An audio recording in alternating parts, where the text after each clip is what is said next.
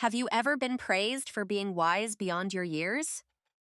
In the adult world, it sounds like a compliment, but it often carries a heavy hidden weight.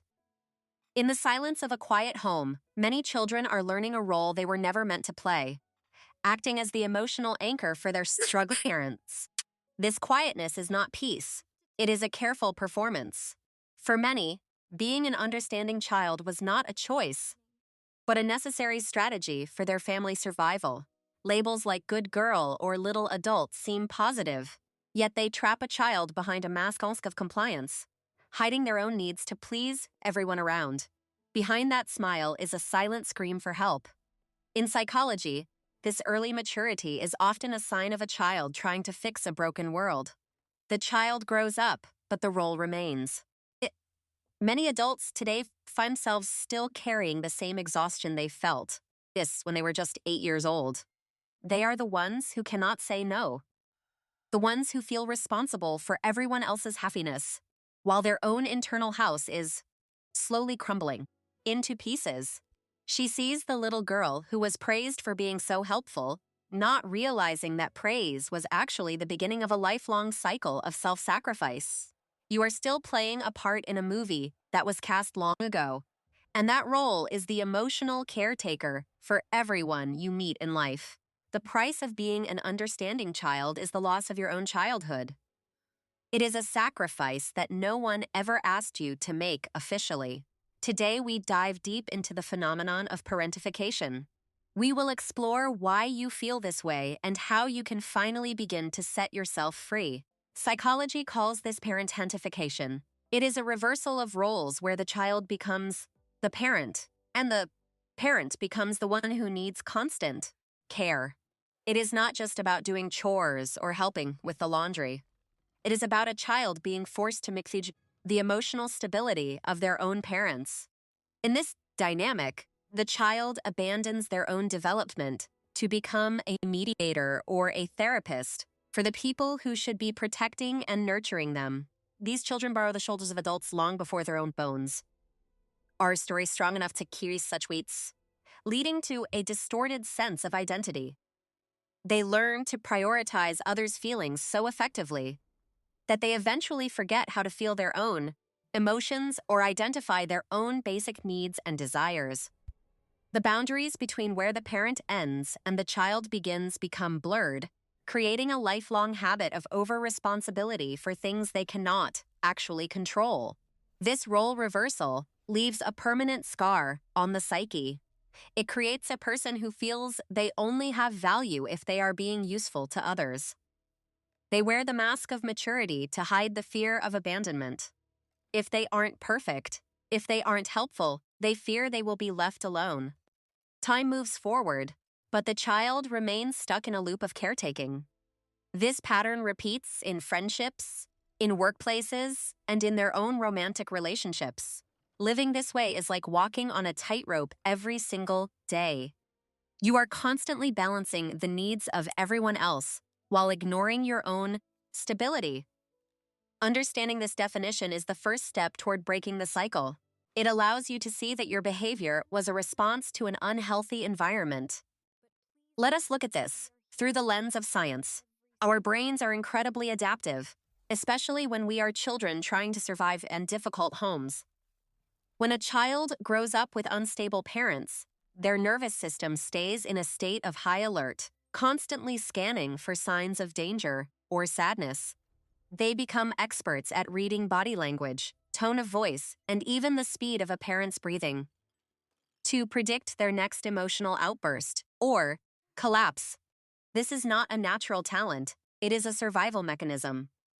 The brain prioritizes others because the child's other safety depends on the parent being okay. The amygdala, the brain's fear center, becomes hypersensitive. The child learns that peace only exists if they can keep the adults around them happy and calm. This hypervigilance takes a massive amount of energy. It prevents the brain from focusing on play, creativity, and the simple joy of being a curious child. Even when they are alone, their mind is busy calculating how to be more understanding, more helpful, and more invisible to avoid any potential conflict. This biological adaptation creates a person who is incredibly empathetic, but also deeply exhausted from constantly monitoring the emotional temperature of every room they enter. If you find yourself always knowing how others feel before they even speak, your nervous system might still be stuck in that childhood radar mode today. It is important to acknowledge that this was your way of staying safe. Your body did exactly what it needed to do to help you survive. But now, you are safe. You no longer need to be the radar for everyone else. It is time to let your nervous system finally rest and recover. As we move into adulthood, the consequences of this early training become more apparent in our daily lives and our relationships with other people around us. The most common result is the people pleasers syndrome. You apologize for things you didn't do just to keep the peace and avoid any confrontation. You say yes to every request, even when you are drowning in work, because the thought of disappointing someone else feels like a physical threat to you. Boundaries feel like walls of guilt. Every time you try to say no, a voice in your head tells you that you are being selfish or unkind. You become the emotional mechanic for the world, fixing everyone else's problems, while your own internal engine is smoking and ready to break down completely. This guilt is a phantom rope that keeps you tethered to the roles of your childhood. It makes you feel responsible for things that aren't yours. When you spend your whole life being what others need, you eventually lose sight of who you actually are. When no one is watching or asking, the emptiness you feel isn't because you lack something, it is because you have given everything away to people who never learned how to give back. You have built a beautiful garden for others to enjoy, while the home of your own soul remains neglected, cold, and desperately in need of warmth. Many understanding children grow into burned out adults who don't know how to rest without feeling like they are failing at their life's primary mission. The struggle to choose your own path is real. You are so used to following the map of others' needs that you've forgotten your own compass. Breaking free from this requires more than just willpower. It requires a deep understanding of why these chains were forged in the first place long ago. You might feel like you're betraying your family by choosing yourself. But remember, a relationship that requires your self-destruction is not a healthy one. It is okay to be difficult. It is okay to be not understanding. It is okay to be a human being with your own limits and needs. The price you paid was high, but the journey to reclaim your life starts with the realization that you are not responsible for the world's emotions. To truly heal, we must look at the roots of our family tree with compassion, but also with a clear and honest parent's perspective on the past. We are not here to blame or demonize our parents. In many cases, they were also children who never got the chance to grow up properly. Trauma is often an inheritance. Your parents might have been parentified themselves, passing down the only survival strategy they ever knew to their own children. Recognizing this fix doesn't excuse the pain they caused, but it helps you understand that their behavior was a reflection of their own internal brokenness and lack. You are the one who can break this cycle. By seeing the truth, you stop the transmission of this emotional burden to the next generation forever. It is a profound act of love for yourself to say, "The buck stops here. I will not carry what is not mine to carry anymore." Healing requires us to untangle our identity from our utility. You are valuable because you exist, not because of the emotional services you provide to others. This process is slow and requires immense patience. You are relearning how to be a person after a lifetime of being a pillar for everyone else. You do not have a duty to fix your parents. They are responsible for their own healing, just as you are now taking responsibility for yours. Letting go of the responsibility for their happiness is the kindest thing you can do for yourself. It is not abandonment. It is setting healthy boundaries.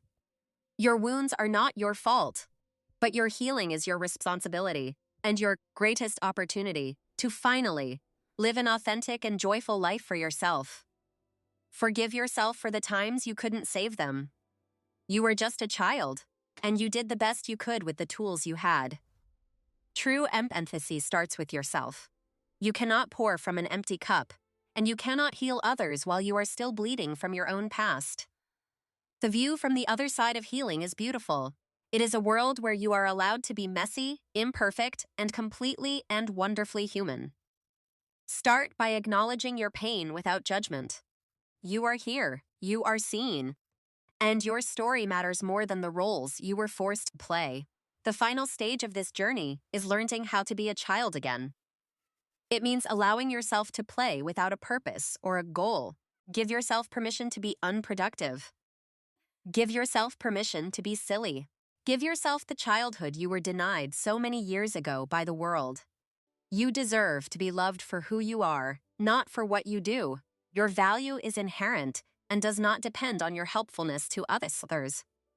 Healing is not about becoming a stronger version of the caretaker. It is about finally allowing that caretaker to go on a very long-deserved vacation.